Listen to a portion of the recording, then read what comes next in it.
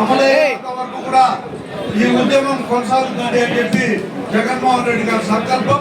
ఆయనకు మద్దతుగా మనందరం కూడా ఈ ఉద్యమంలో పాల్గొనాల్సిందిగా కోరుతున్నాం. Thank you sir.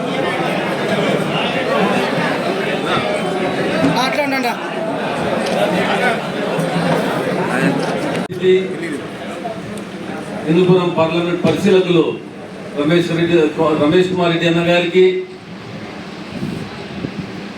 రాష్ట్ర కార్యదర్శి పుల శ్రీనివాసన్ రెడ్డి అన్న గారికి, మాజీ ఎమ్మెల్యే చాంబాష్ అన్న గారికి మరియు వజ్రభాస్కర్ రెడ్డి అన్న గారికి, ఇక్కడ హాజరైన మండల ఎంపీపీలకు,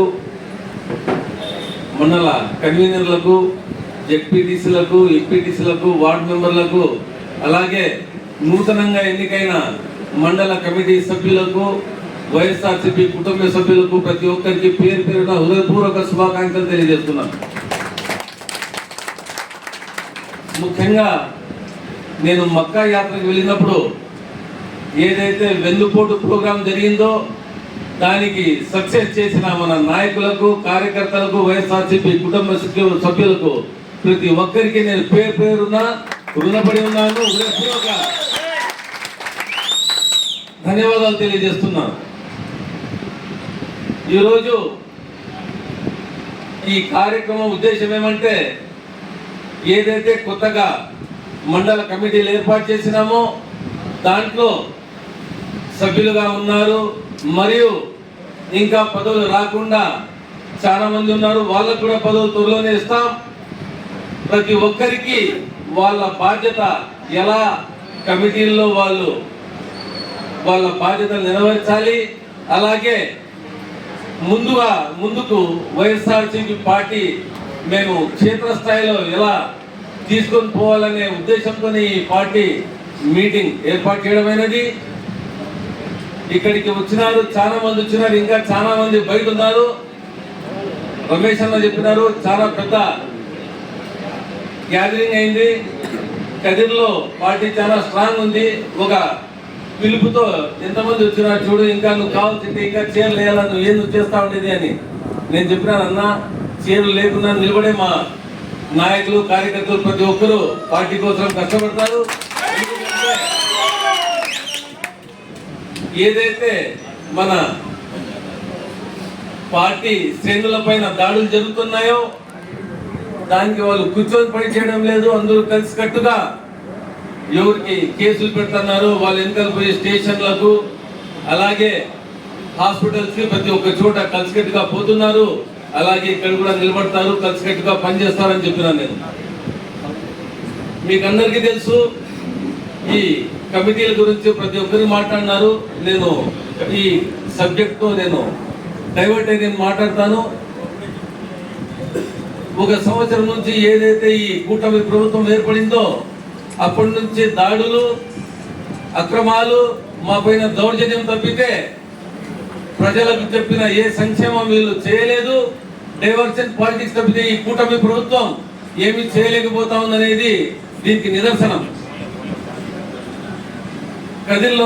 కదిర్లోనే పోలీసులు ఎంత దూకుడుగా వ్యవహరిస్తున్నారంటే, రౌడీ షీట్ కేసులు పోయిన 5 సంవత్సరాల్లో ఎంతమంది పెట్టారో, 6 నెలల్లో దానికన్నా 10 ఎంతలు పెట్టారు.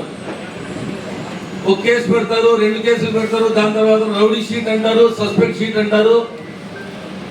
అధికారులు రాజకీయ పరులు కాకుండా ఆఫీసర్లు వచ్చి రాజకీయం చేస్తున్నారు, పోలీసులు రాజకీయం చేస్తున్నారు, కేసులు పెడుతున్నారు.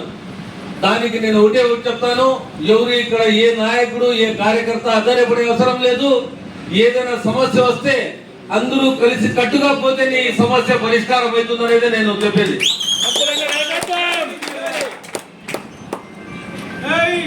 ఎక్స్ఎంపీ జగన్ ని లోపలేసినప్పుడు వేదిక పైన కూర్చున్న మన నాయకులు, పెద్దలు ప్రతి ఒక్కరు పోయి మాట్లాడిన తర్వాత ఆయన్ని వదలడం జరిగింది. అంటే దీనికి ఎగ్జాంపుల్ ఏమంటే, ఏదైనా చిన్న ప్రాబ్లం ఏమన్నా ఈ నాయకునికి, ఈ కార్యకర్త వస్తే కలిసికట్టుగా పోతే తప్పకుండా ఈ ప్రాబ్లం సాల్వ్ అవుతుంది.